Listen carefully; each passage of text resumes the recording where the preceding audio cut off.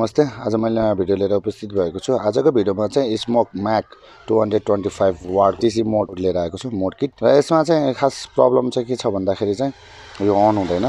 कसरी चाहिँ मैले डिसेबल गर्ने, अन नभएको स्विचको प्रब्लम र क्यापेसिटर सर्टबाट भएको भिडियोहरु पहिला नै मेरो युट्युबमा छ। हजुरहरुले हेर्न चाहनुहुन्छ भने मेरो च्यानलमा गएर सर्च गरिकन हजुरले हेर्न सक्नुहुनेछ। माथि आई बटनमा पनि त्यसको भिडियो चाहिँ लिंक दिनेवाला छु, त्यहाँ गएर चाहिँ क्लिक गरिकन हजुरले हेर्न सक्नुहुनेछ। यो चाहिँ अर्को कन्डिसनमा चाहिँ लिएर आएको छु। यो अन हुँदैन।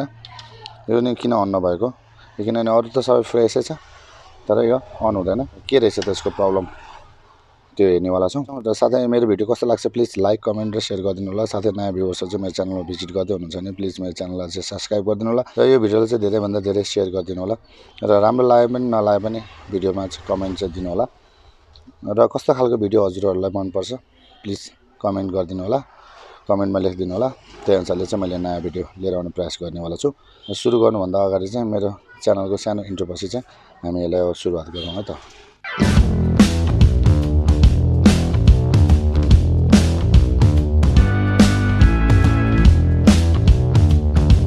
र हामी यसलाई भोल्टेज एकचोटि चेक गरौँ।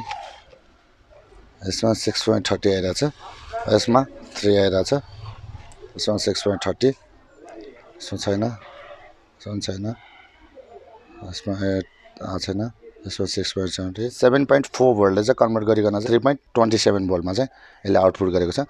अब हामीले चाहिँ यसको जुन 3.27 1.47 1.38 भोल्ट भनेपछि यसमा 3 भोल्ट आइरहेछ, तर यसमा 1.38 भोल्ट मात्रै आइरहेछ। आईसी को जहिले पनि डटबाट चाहिँ यो 1 नम्बर भइहाल्यो, 1 बाट चाहिँ यसरी चाहिँ यो काउन्ट हुँदै आयो।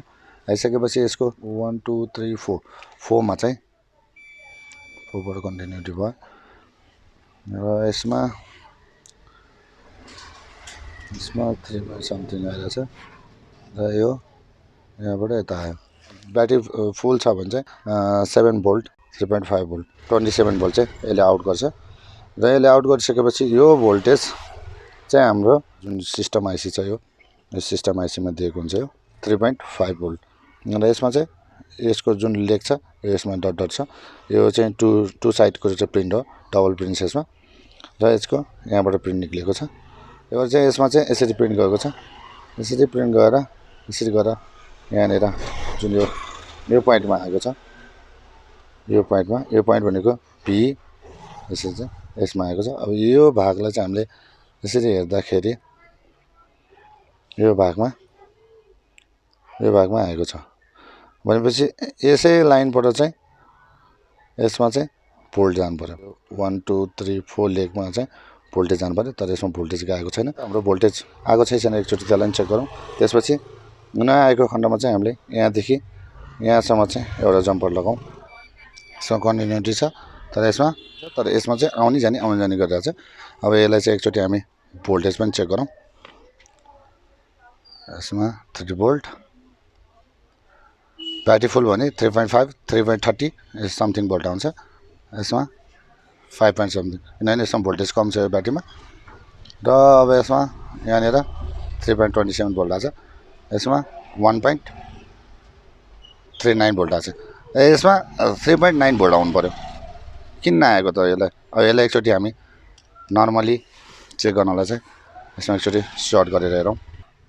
हैन, यसमा कुनेर आयो भनेपछि यसको प्रब्लम के छ भन्दाखेरि यसमा भोल्टेज नआएको हैन, आएको छ भोल्टेज। त्यसलाई जति चाहिने छ 3.5 3.30 भोल्ट जति चाहिने हो यसलाई, त्यो भोल्टेजमा आएको छैन। अब यसलाई नआएको खण्डमा चाहिँ जस्तै यसमा चाहिँ आएको छ 3 भोल्ट, यसमा आएको छ 3 भोल्ट, यसमा आएको छ 1.39 आइरहेछ। यस कारणले चाहिँ अब हामीले के गर्न सक्छौँ भन्दाखेरि यहीँबाट यही एकचोटि जम्पर गरौँ, अथवा भएन भने यहाँबाट यहाँ जम्पर गरिदिउँ। यो एउटै हो, यो प्रिन्ट र यो यहाँबाट जाने प्रिन्ट एउटै हो। म देखाउने छु एकचोटि। भोल्ट चाहिँ यसमा आइरहेछ, भोल्टमा यहाँ भी नै लेखेको छ। र यसमा हामीले यहाँबाट यहाँ गर्दाखेरि लाइट बल्यो, तर यसमा हामीले प्रिन्ट हेर्न सक्छौँ। यहाँबाट चाहिँ प्रिन्ट यसरी आएको छ, यहाँनेर यसरी प्रिन्ट यता आएछ। यसरी यसमा 4 नम्बर पिनमा 1 2 3 नम्बर पिनमा र 4 नम्बर पिनमा त दुईटामा चाहिँ यसमा 3.5 3.30 भोल्ट चाहिँ यसमा चाहिने यसलाई दिएपछि बल्ल यसले सिस्टमलाई चाहिँ अन गराउँछ यसले अन गराएपछि यसमा लाइट आउने चाहिँ हुन्छ यसमा त्यही कारणले यसमा चाहिँ 1.5 आइसकेपछि यसलाई नपुगेर चाहिँ यो सेट अन नभएको यो डेड सर नै भएको त्यही कारणले हामीले चाहिँ यहाँदेखि यहाँसम्म जम्पर दिउँ यहाँदेखि यहाँ हैन यहाँदेखि यहाँसम्म जम्पर नभए यहाँदेखि यहाँ जम्पर दियो भने यो सक्सेस हुन्छ अब हामी जम्पर दिएर हेरौँ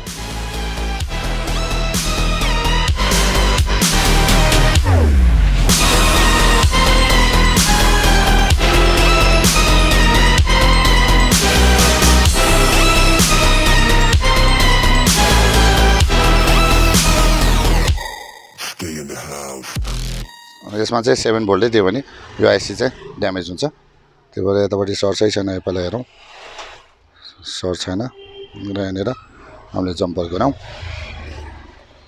यसलाई एकचोटि क्लिन पनि गरौँ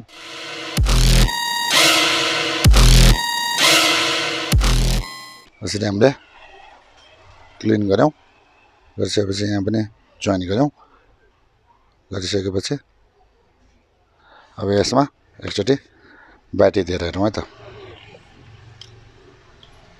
अलिकति आउँछ त के गरौँ 1 2 3 4 5 यो स्मोकको म्याक 225 वाट मोड किटलाई चाहिँ हामीले यसरी चाहिँ रिपेयर गर्न सक्छौँ ब्याट्री एम्टी छ त्यही भएर चाहिँ भोल्टेज कम आएको सक्सेस गरेछौँ मोडहरुमा चाहिँ प्रब्लम चाहिँ कस्तो हुन्छ नि अनेक प्रब्लम आउन सक्छ कहिले अब यो क्यापेसिटर सर्टले गर्दाखेरि पनि हुन सक्छ भोल्टेजलाई डिभाइड गर्ने यो ट्रान्जिस्टरको प्रब्लमले गर्दा नि सेट अन नहुने गर्छ कहिलेकाहीँ यो मोसफेटको कारणले पनि सर्टले गर्दा पनि यो मोड अन नहुन सक्छ त्यही कारणले प्रत्येक उसमा चाहिँ हामीले चेक चाहिँ अनिवार्य रूपमा गर्नुपर्छ यसरी चाहिँ रिपेयर गरेका छौँ र यो मेरो भिडियो कस्तो लाग्छ प्लिज लाइक कमेन्ट र शेयर गरिदिनु होला साथै नयाँ भ्युअर्सहरु चाहिँ मेरो च्यानलमा भिजिट गर्दै हुनुहुन्छ भने प्लिज मेरो च्यानललाई चाहिँ सब्स्क्राइब गरिदिनु होला राम्रो लाग्यो नि नलाग्यो भने कमेन्ट दिनु होला कस्तो भिडियो हजुरलाई चाहिन्छ प्लिज कमेन्ट दिनु होला त्यही अनुसारले चाहिँ मैले भिडियो ल्याउने प्रयास गर्नेवाला छु ल अब यसलाई हामीले प्याक गरौँ त्यसपछि यो भिडियोलाई म एन्ड गर्नेवाला छु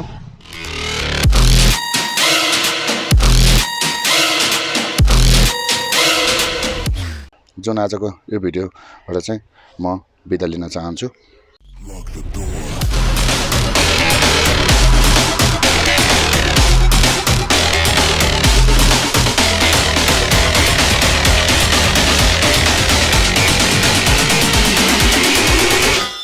Slasher.